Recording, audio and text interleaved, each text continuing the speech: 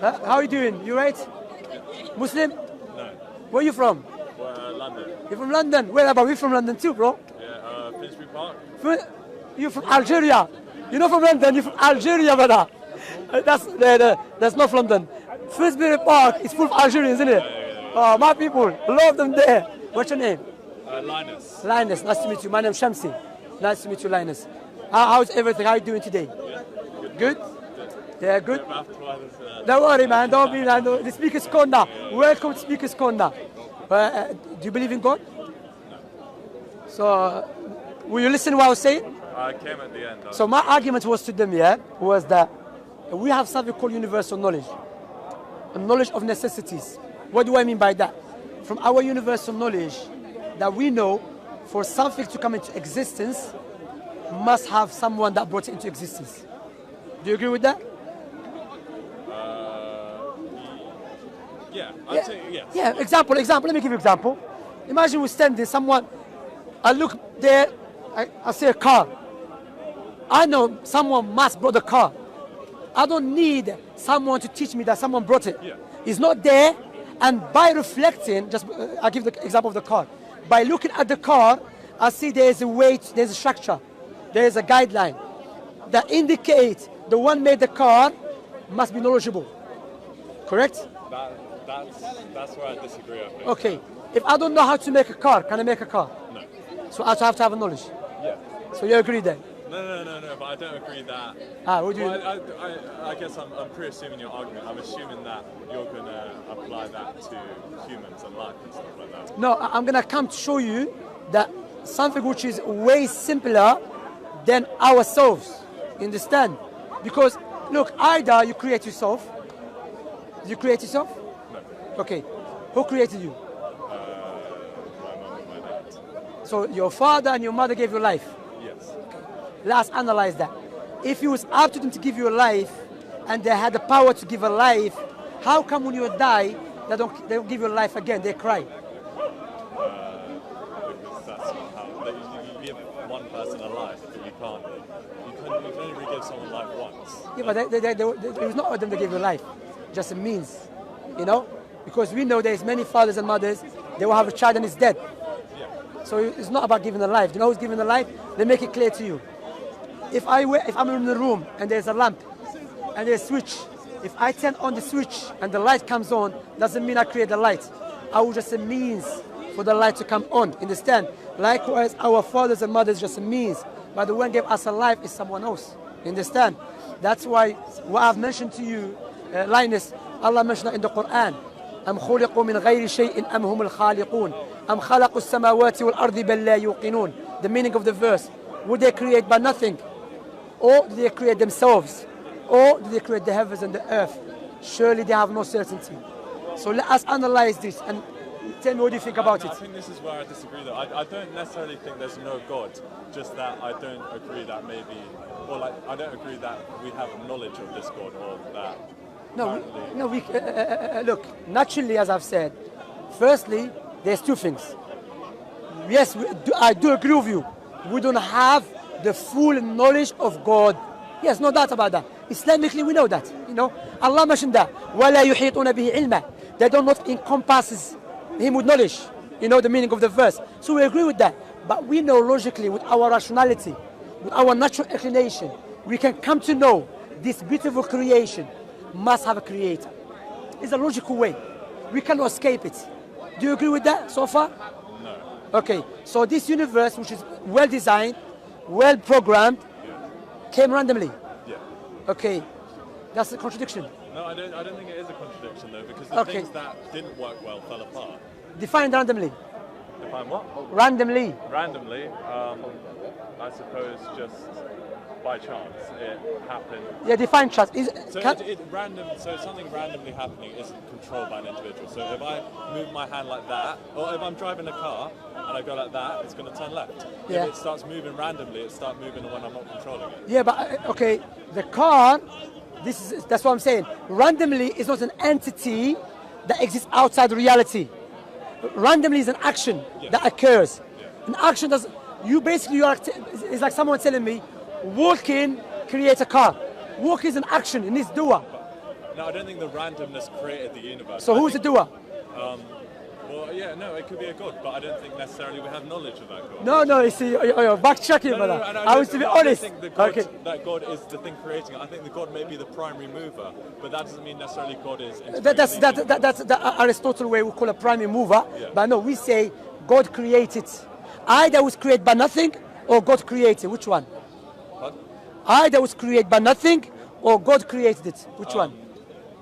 I mean, I don't think it matters in this argument, but I'll say God created. No, I want you to look. What I want you to do, I want you to be honest to yourself. Yeah. I don't want you to be here just we are debating for the sake of debating. Yeah, okay. You know, I want to be honest because I'm not here to score points against you. Because my religion teach me when I give da'wah, when I preach, I call people to Islam, I should show them humbleness, softness. I'm not trying to belittle you or try to show you I'm more knowledgeable than you. Understand? I've seen those videos on YouTube where it's like atheist gets destroyed. I know the titles, yeah. But I'm not talking about any atheists, no. I'm talking about the stubborn ones, but you seem like an honest person.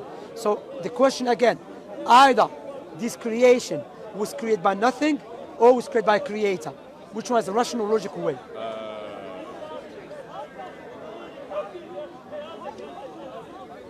Bro, come on, you can't think about it. I'd say a creator. Creator. Do you know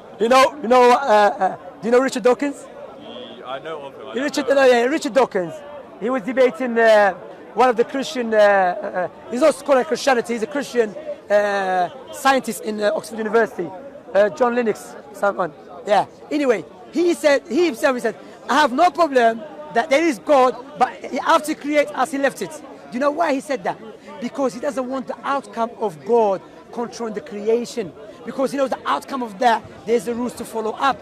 So for him to get rid of that, he just rejects God. You see? And that's why majority of time when people reject God, not because they have a logical, rational way for rejecting God. No, because they know if I accept the Creator, there is something I have to follow up after. So for me to reject everything, let me reject the Creator. But that's worse, that's dangerous. So there is a Creator. So if this is the case, the Creator created the creation. Based upon the creation, the Creator informed us in the Quran. Tell us to reflect upon it. And you will come to a conclusion that the Creator must be knowledgeable, must be wise. You know, you have a nose next to your mouth. Before you eat food, what do you do? Smell it. You have eyebrows above your eyes. Why? To block sweat from going into my eyes. Why? So everything is designed. There is a science. There is cosmologists. But can that not be explained by evolution? No problem. Evolution, firstly, came after. Cannot be explained by evolution. Evolution is a pure theory. You know, literally. You know, even Richard Dawkins, because I don't want to go. I mean, Charles Darwin, even him, he was not sure about it, to be honest. Yeah. Charles Darwin, in his books, is completely different when he's writing private letters to his friends. Yeah, I've read his book. Yes. I've read his letter. I've read his books. Yeah. No, you should read his letters. Okay. How he's not sure, you know? I don't think him not being sure makes the theory any less true, no? Yeah, but someone is the founder of the theory is not sure. It's like Prophet Muhammad is not sure about Islam. No, but that's If that was the case, we'll be all over it. We all understand. Isn't that how science works? You put forward a hypothesis and then that's tested. You can't be sure of a hypothesis. It's not really science if you're not sure. Well, if you say, no, this is true, that's not very scientific. You say, I'm putting forward a hypothesis, go out and test it. And that's what he did. He put forward, and he was wrong about a lot of things. I think no doubt. That's why there's new Darwinian. But that cannot be explained by Darwinian evolution. But my point here is, look, so I mentioned about the eyes. There is a cosmologist, British cosmologist called, let me get for you the name, yeah? Once. I took the picture of the name. He called just 6 numbers. Have you heard about this book? Okay, let me get you the name, yeah? He's an atheist, you know. And what is amazing, he wrote a book to prove that this creation is so beautiful and designed and programmed. If this is the case, logic dictates must have organizer, creator. You know? Well, let me get the book. That's why in the Quran, always Allah utilize the creation as a proof for its existence. Just 6, or just, Martin Rees. Yeah, wait, look, can I take a photo of that? I'll show you. Martin Rees, called just 6 numbers. Sorry, 1 second. 1 second, bro. Yeah, Martin Rees. Thank you. You know, but of course, yeah, so what I'm saying, now science is moving toward, especially physics and cosmology, proving this creation must have a creator, without any doubt. That's why the creator sent the prophets and messengers to inform us about himself. Because you said you cannot have a knowledge. I agree with that. But naturally, I know that I should appreciate and I should be grateful to the one that gave me life, the one that gave me the oxygen that I breathe in. Now when the creator sent the prophets and messengers, prophets and messengers, Linus, yeah, is another way, which is a logical way, to prove that Islam is the truth. For example, when God sent the prophets and messengers, did not just send them, say, you know what, claim to be prophets of God and full stop. No, he gave them something that differentiated from the rest of the people. Before I move on, who knows the future in details? No one. Logically speaking, the one who knows the future in details, the one who made the creation. It's the logical way. If I made the phone from scratch, I'm the one I know about the phone better than anyone else. Yes? Okay, now watch this. Prophet Muhammad, from his way to prove his prophethood, prophecies. He said he spoke about people, he saw people getting punished in the hellfire. He said one of them, he makes up a lie. He makes up what? A lie. In the same morning, his lies will reach far east, far west. Linus, 1,400 years ago, that is impossible to occur. Because in order for you and I to travel from London to Cardiff, it will take us 3 days. Let alone for my lie to spread far east, far west in the same morning. What we can do now, put a lie on Instagram, Snapchat, Facebook, Twitter. What happened? Around the world. So how men that lived 1,400 years ago, prophesizing precisely, specifically, detail about something you can observe. I don't think that's very detailed though. I think that's quite vague. Why is vague? How is vague? I mean, that can apply to lots of things. Give me an example. Give me an example that Prophet Muhammad's lifetime, his lie was able to, someone make up a lie, and it's able for his lie to reach far east, far west, same day, same morning. No, but I think it's quite a vague statement. That means it can be applied to lots of different things. Like it could be for example? Well, I mean, the same logic could be applied to like telephones. Yeah, still same thing. Yeah, but still apply. Same umbrella. Yeah, but I still apply. Sorry, you want to say? It's still part of the prophecy. Yeah, but I think if it was made by God, why couldn't he say, I don't know, like... iPhone. No, but no. He thinks it's not specified enough. No. Now wait, look. Because telephone does not negate that the light will reach far east, far west same morning with the other what do you call it? The other means or other what's that? How you say? Means. Yeah, other means. Huh? Means of communication. Yeah, means of communication. The point here is that we have to accept, prophesized it, and it's occurring right now. The means doesn't matter as long that prophecy is occurring right now. Because a person might say, yeah, but he never said iPhone though. No, but he never said Samsung though. You're playing around now. Because why? The fact is it occurring? Is it happening? Yeah, no, it is. Khalas, that's but I guess my question is, well, if he's sent it, or if he's given knowledge by God, yeah. Why didn't God say, do something that can be empirically tested? Say, the lottery numbers will be this on this day. Like, if God wanted to prove his belief without a doubt, he loves us, no? Yeah. God loves us. No. Firstly, I'm not Christian. Yeah, no. No, God loves guidance to us. Yeah. For us. But God has other attributes. I've heard other dons and No. We don't believe God's all loving, that's it. Right. No. We believe God has other attributes. But carry on, sorry. Does God love his creation? God loves good for his creation. So why wouldn't he want us to guide him to himself, to paradise, to heaven, by giving us more precise, clear details? So let's say, Muhammad, peace be upon him, came down, wrote a book that said, in 5 years, there'll be an eruption of this volcano specifically. Yeah. Now, if that happened, then he could prove without a doubt that he was sent by God. And you think because of that everyone will believe in him? Yes. That's not true. There is a scientist, physicist from Oxford University. He's known to be atheist. He said, if I'm looking at the sky and the stars start writing, oh Peter, believe in me, he said, I would think I'm crazy. You know what Allah says in the Quran? What are you doing?